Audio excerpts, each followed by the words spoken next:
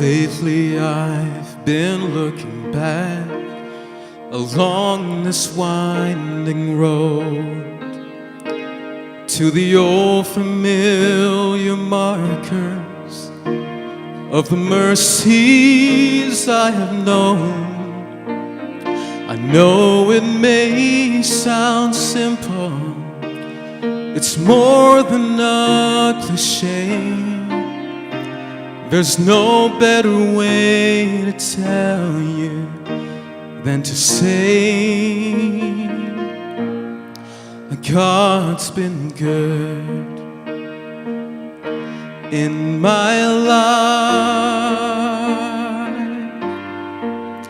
I feel blessed beyond my wildest dreams when I go to sleep each night.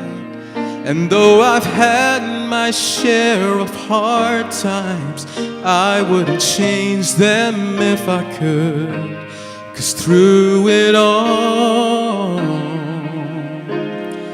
God's been good.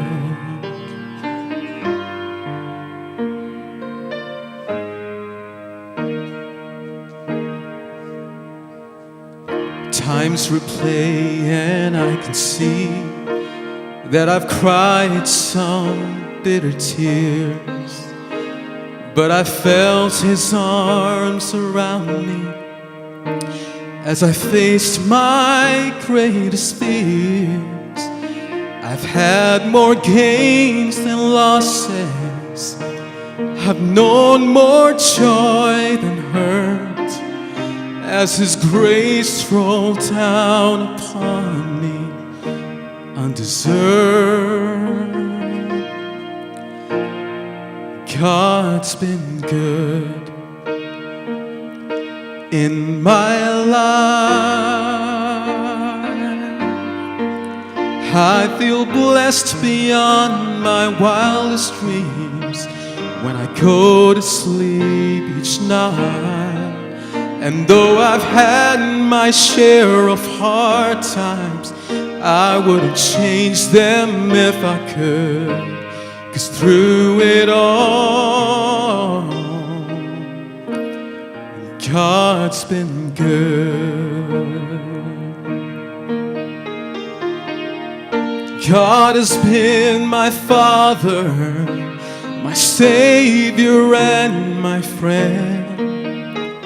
His love was my beginning, and His love will be my end. I could spend forever trying to tell you everything He is,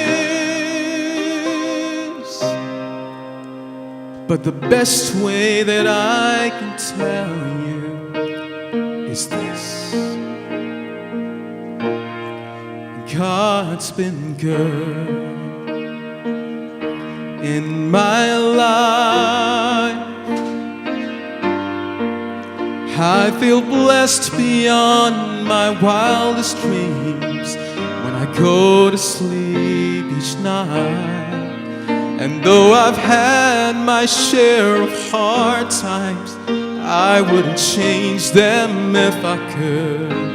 'Cause through it all,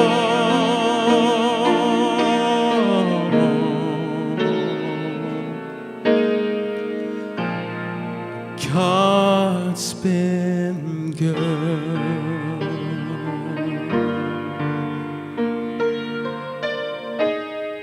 On this Sabbath day, I wanted to share with you some thoughts from the Apostle Paul's epistle to Corinthians, chapter 3, verse 18.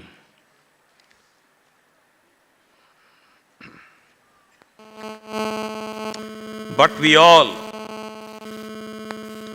with open face, beholding as in a glass the glory of the Lord, are changed into the same image from glory to glory, even as by the Spirit of the Lord. A wonderful Bible text. I have been reading this again and again. I have learned some very precious spiritual lessons, which I would like to share with you. These spiritual lessons that I'll be sharing with you, they are what I have learned from other sermons, from commentaries, audio sermons. And so it's not something that I have discovered on my own. Some beautiful thoughts. I pray that the Lord will bless us and bless me to share the thoughts that I would like to share with you. We are being transformed.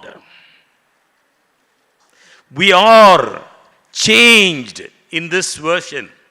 There are other translations say that we are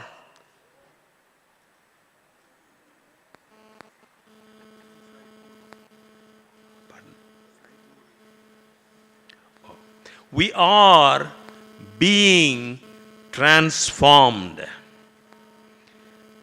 When Christ comes, our body is changed. When Christ comes, our body is transformed.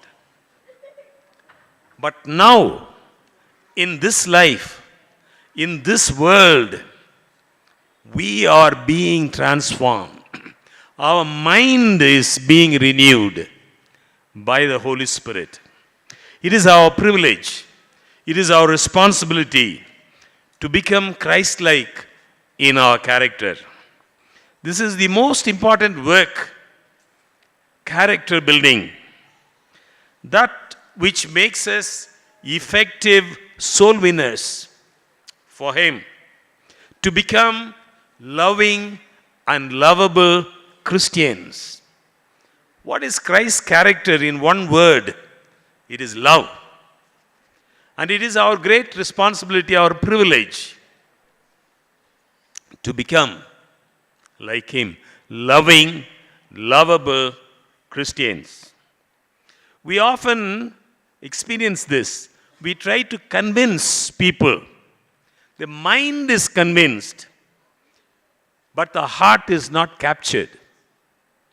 We argue with people. We present to them Bible texts. The mind is convinced. The heart is not captured. In the book Education, page 225, character building is the most important work ever entrusted to human beings, and never before was its diligent study so important as now. We have a message to take to the world. We have our own lives to prepare. Otherwise, we cannot be effective soul winners. We cannot be effective witnesses for the King.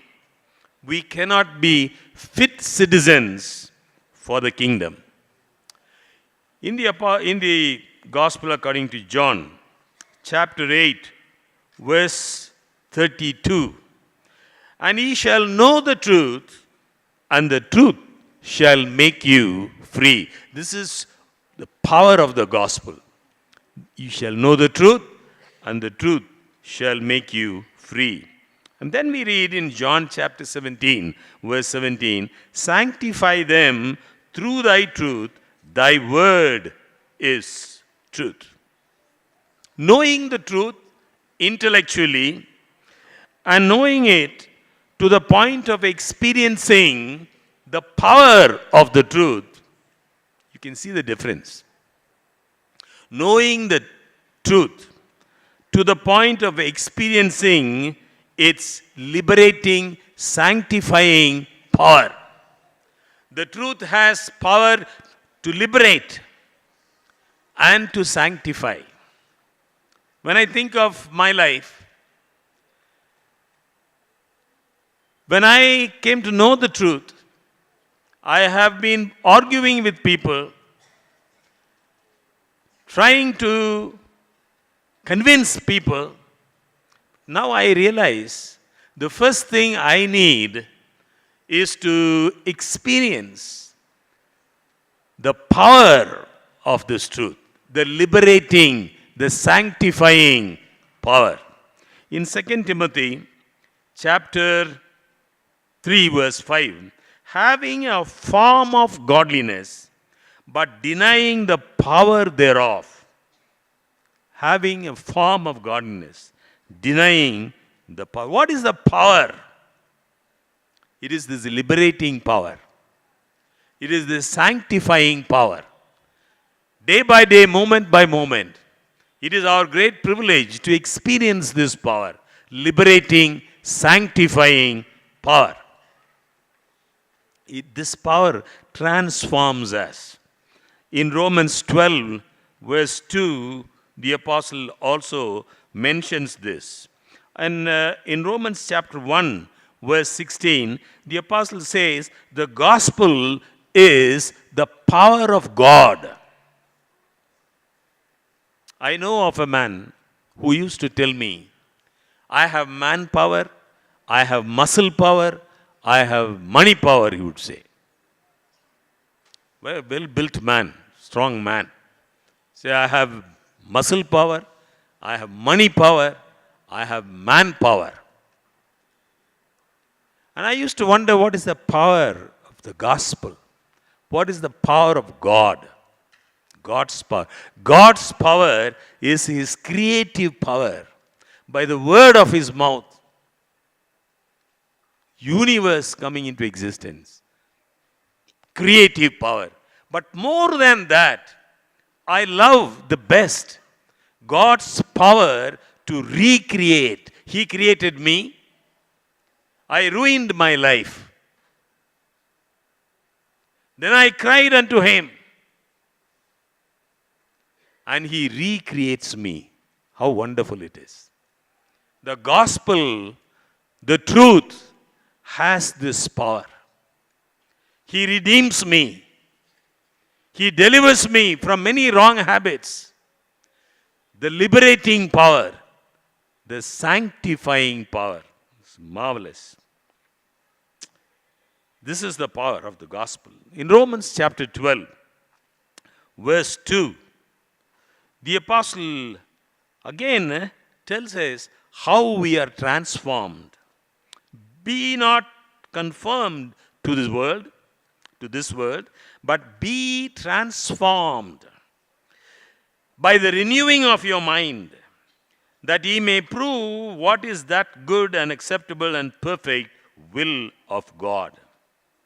If we are going to come to know the truth, to the point of experiencing this liberating, sanctifying power, we need the power of the Holy Spirit. We do not change ourselves. In 2 Corinthians again, chapter 3, verse 18, but we all, with open face, beholding as in a glass the glory of the Lord, are changed.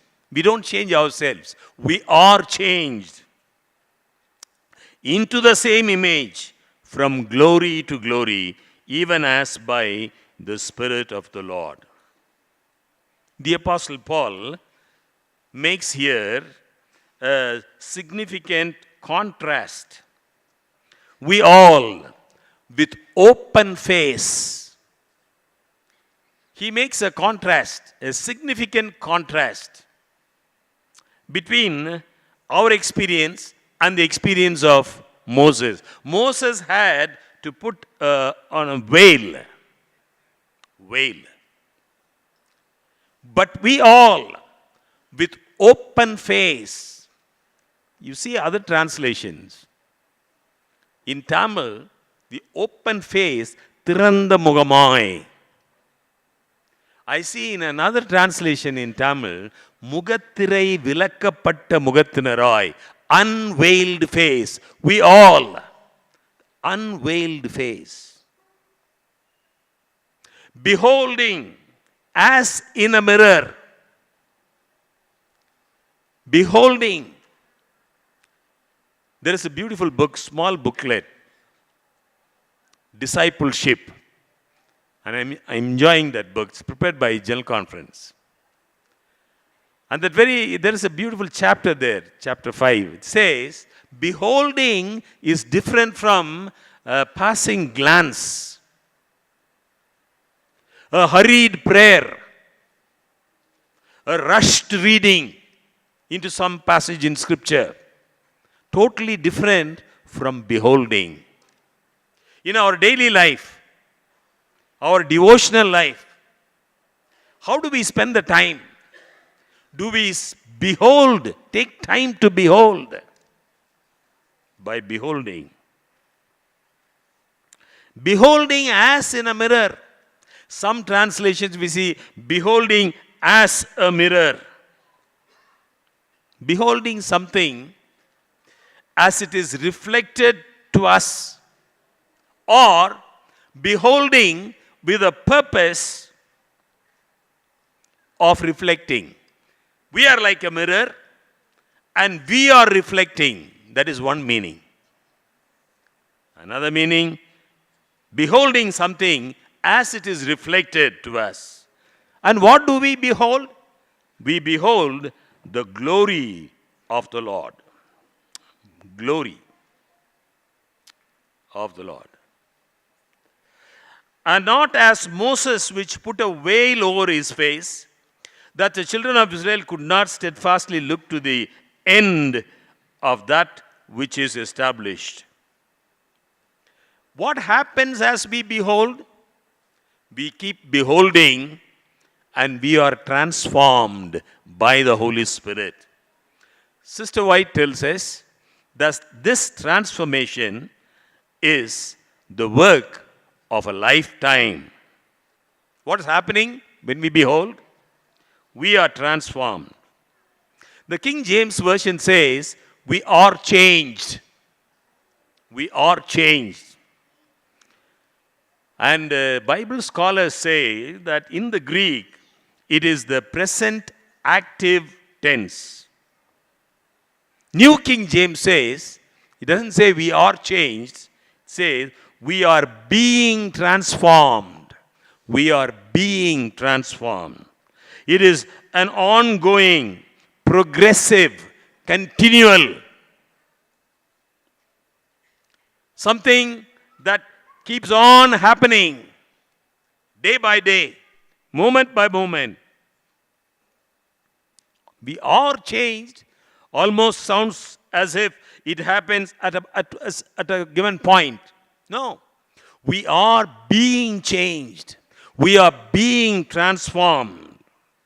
So, Sister White tells us, this transformation is the work of a lifetime. Work of a lifetime. In 2 Corinthians 3:18 again, but we all, with open face, beholding as in a glass the glory of the Lord, are changed. Remember, being transformed. Transformed into what? Into the same image, from glory to glory.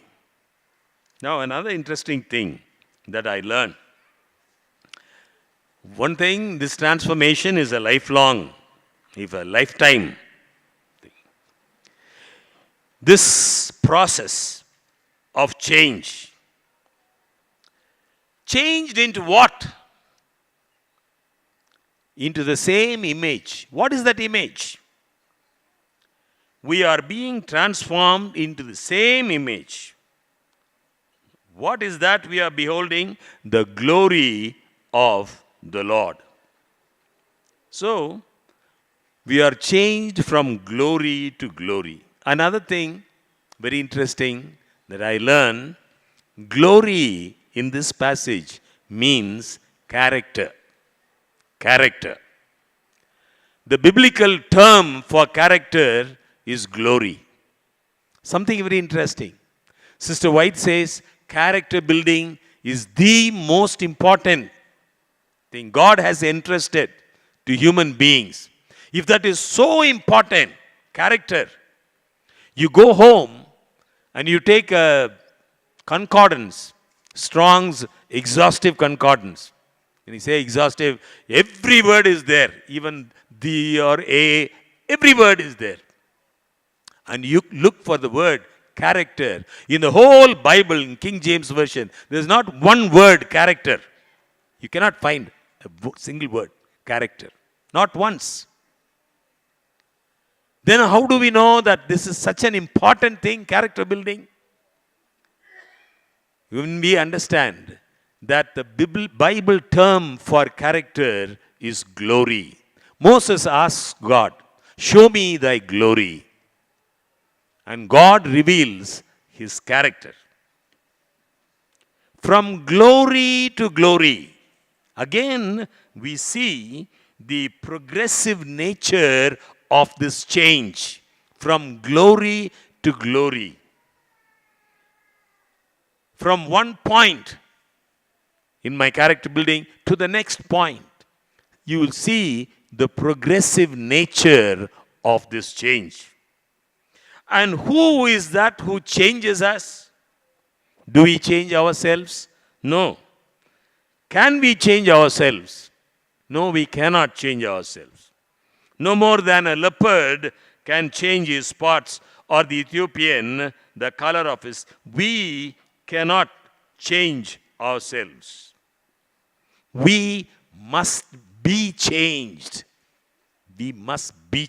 What kind of verb? A passive verb. Be must be. A passive verb. It is in contrast to an active verb. I change, an active verb. I am changed. It is the Holy Spirit who changes me. Isn't that wonderful? God's mercy it is. It is He who changes us. Even by the Spirit of the Lord. Does that mean I cannot change? It is He who changes. Does that mean I can sit back and relax, do nothing? No. I have something very important. What is this glory? I told you glory means character. In Exodus chapter 33, Moses says, and he said, I beseech thee, show me thy glory. And God said, He said, I will make all my goodness pass before thee, and I will proclaim the name of the Lord before thee, and I will be gracious to whom I will be gracious, and will show mercy on whom I will show mercy. The Lord, 34, chapter verse 5, and the Lord descended into the cloud and stood with him there and proclaimed the name of the Lord. In Review and Herald, we read, November 1896, it is his righteous character that constitutes the glory of God. What is the glory of God? It is his character that constitutes the glory of the Lord. So as we keep beholding, we are changed. We are changed into that Bible term for character is glory. You read other passages where you come across this word glory, and it's wonderful sometimes to understand. So, Jesus says, we read about Christ, the Word became flesh and dwelt among us. The Word became flesh and dwelt among us. We beheld His glory. What did we see? Did we see some bright light around the baby Jesus? We beheld His glory. We saw His character. Beheld His glory. In Hebrews chapter 1 verse 3, and who being the brightness of His glory. What do we mean? Brightness of His Jesus Christ. He is the undiminished outshining of God's character. God's character is love. Christ came here, the outshining, undiminished outshining of God's character. So, as we keep beholding, the Holy Spirit changes us. He changes us into that same image, the character of God, which is love, and we become loving and lovable Christians. Now, in Isaiah chapter 60, I read another beautiful verse here. Remember, this glory is the Bible term for character. Then read this verse, Isaiah chapter 60, verses 1 to 3. I read, Arise, shine, for thy light is come, and the glory of the Lord is risen upon thee. Arise, shine. I cannot shine unless the Holy Spirit changes me. Arise, shine, for thy light is come. What is this light? It is the character. And the glory of the Lord is risen upon thee. In Tamil it is beautiful. Whatever we read, in my mother tongue only I enjoy. எழும்பி பிரகாசி ஒளி கர்த்தருடைய மகிமை உதித்தது mean the early rising sun, how the rays come, it's like that. Arise, shine, for the light is come, the glory of the Lord is risen upon, which means you are beginning this new life. You are beginning to reflect the character of God. When you do that, what happens? Next verse. For behold, the darkness shall cover the earth, and gross darkness the people, but the Lord shall arise upon thee, and the glory shall be seen upon thee. Again, remember, the glory is God's character. And verse 3, very important. When this happens, when God's people begin to reflect His character, and the Gentiles shall come to thy light, and kings to the brightness of thy rising. They will come. How we struggle to get people to come and listen. We try to do many things to make people to come. And I remember one great man. Every day in my prayer, I remember many of our pastors, my teachers, some missionaries. And one great man was Pastor D.K. Down. Some of you may remember. Pastor D.K. Down. He conducted a meeting in Bangalore. An entrance ticket foreigners, 25 paisa. Have you ever heard of entrance ticket for a public meeting, evangelistic meeting? We conduct. We try to give people. No? We give a Bible, we give this, we give that. We invite them, we provide them transportation. What a change! People will come, kings will come. Gentiles shall come to thy light, kings to the brightness of thy rising. When? When the glory of the Lord shall be seen upon thee. Dear brothers and sisters, may this be our privilege. May this be our greatest aim, motto, our desire in life.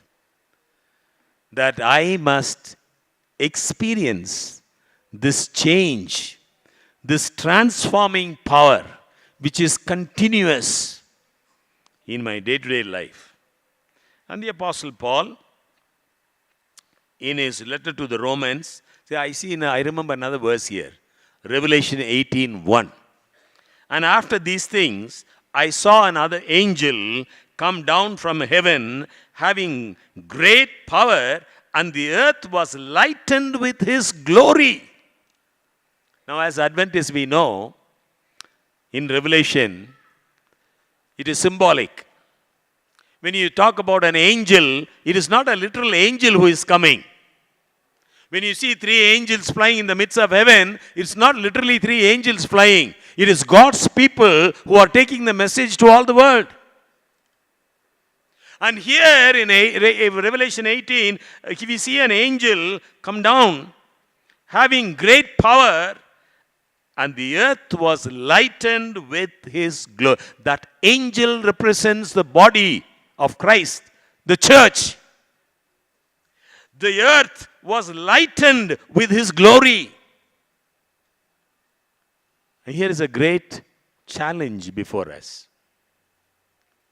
In our day-to-day life, Lord, I need to experience this liberating, sanctifying power of the gospel.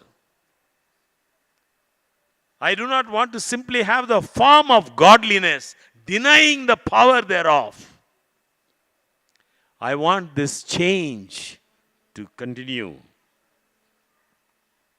In Romans chapter 12, the apostle giving us another example. How we are transformed. How we are transformed. In Romans 12, verse 21, I beseech you, therefore, brethren, by the mercies of God, that ye present your bodies a living sacrifice, holy, acceptable unto God, which is your reasonable service. That is your reasonable service. I beseech you, therefore. Now, why that? How do you understand the word therefore? If you want to know remember that word therefore refers back to all that the Apostle Paul has been saying in chapters 1 to 11. And in chapter 12 he says, therefore. What is he saying in 1 to 11? Chapters 1 to 8, the Apostle describes that great atonement Christ has made on our behalf. A complete atonement. And Romans 8, first 4 chapters, first 8 chapters, you form a unit. First 4 chapters, he speaks about the many sins that we have committed. How God forgives our sins. The next 4 chapters, he tells us how God gives us power to overcome the power of sin. What he has done. I need forgiveness for the many sins I have committed. But I realize I need something more. I need not only forgiveness for the sins I have committed, I need power, I need deliverance from the power of sin. The Apostle Paul in Romans, first 8 chapters, he beautifully explains this, what all God has done. And chapters 9, 10 and 11, he tells us how the people of Israel, how they have been stubborn. How they have been blind. And God's mercy to them. God's patience with them and with the Gentiles. Having explained all this in 11 chapters, on the beginning with the 12th chapter, he says, therefore, in the light of all that God has done for you, what should be your spiritual service? What should be your legal service to Him? What is the least that God can ask of us? That we offer Him our bodies a living sacrifice. Here, the Apostle Paul is contrasting our sacrifice with the sacrifices of the Old Covenant. Under the Old Covenant, the sacrificial animal was first killed, then was placed on the altar. It is the same way the Apostle says here. Each one of us is required to place his body just as totally and finally at God's disposal. But with one difference, we are not killed. We are not killed. We offer our bodies a living sacrifice, meaning a total surrender. Total surrender. in every aspect of my life.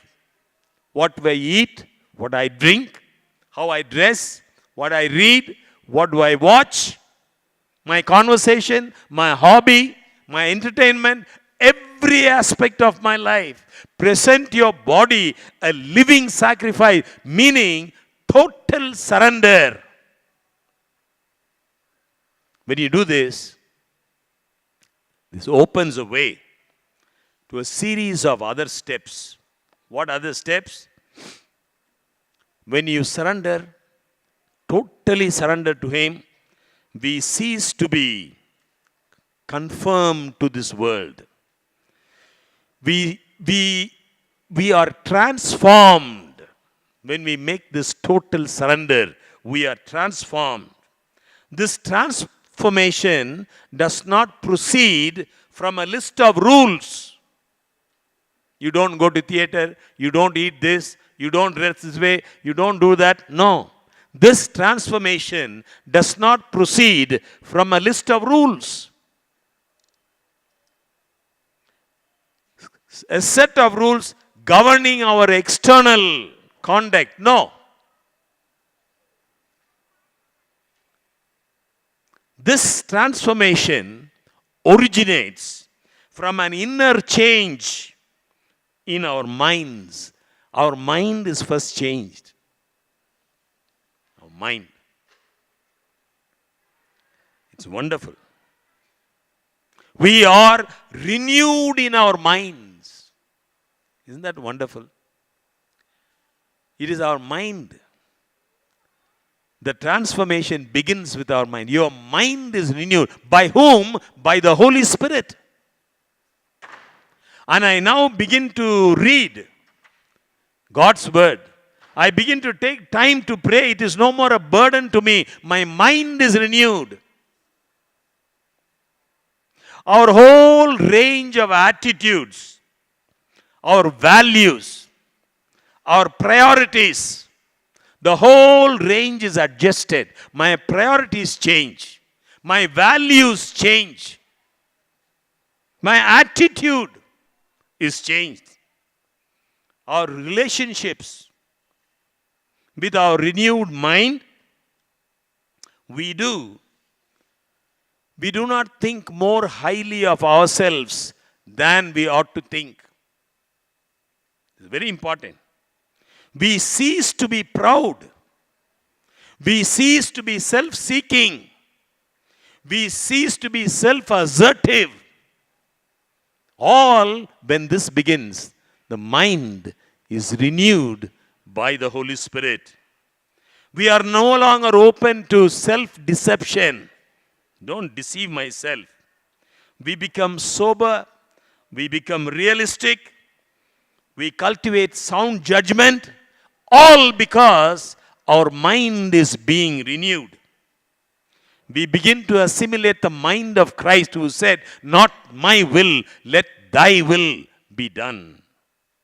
Isn't that wonderful? Dear friends, you read this chapter again at home. The apostle says, when you do this, when you make a total surrender, the Holy Spirit begins to renew your mind.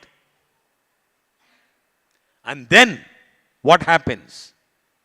You begin to discover something. You begin to discover that God's will for you is always good. You begin to discover in your life that God's will for you is not only good, it is acceptable. I have some dear relatives who have accepted the truth.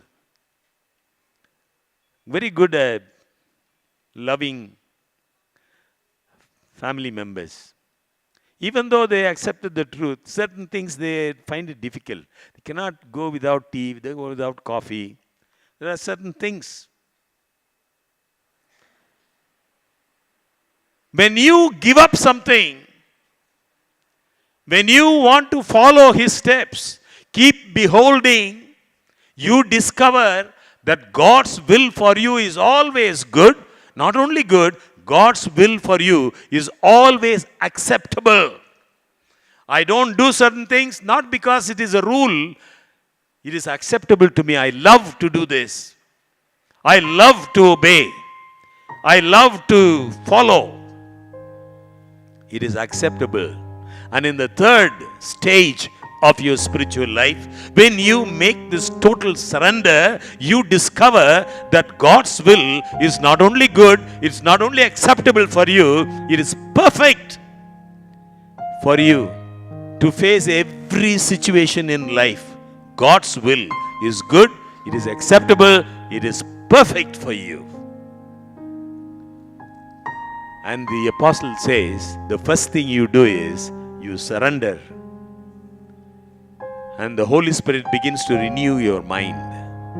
And then as a result, God begins to reveal His will to you. In human relationship, we don't reveal things easily to others. Am I right?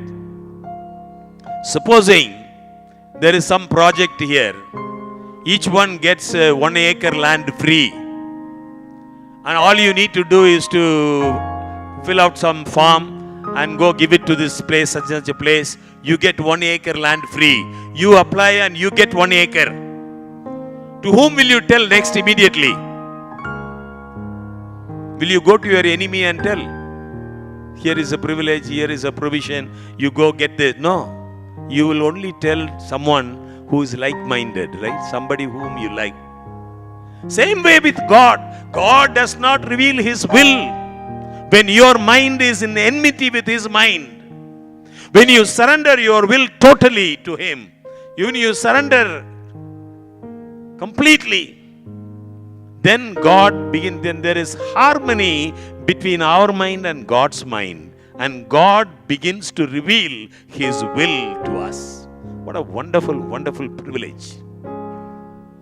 Why am I an Adventist? Why do I give tithe? Why do I come observe Sabbath? Why do I refrain from work or from school? Is it because simply I have to follow certain rules?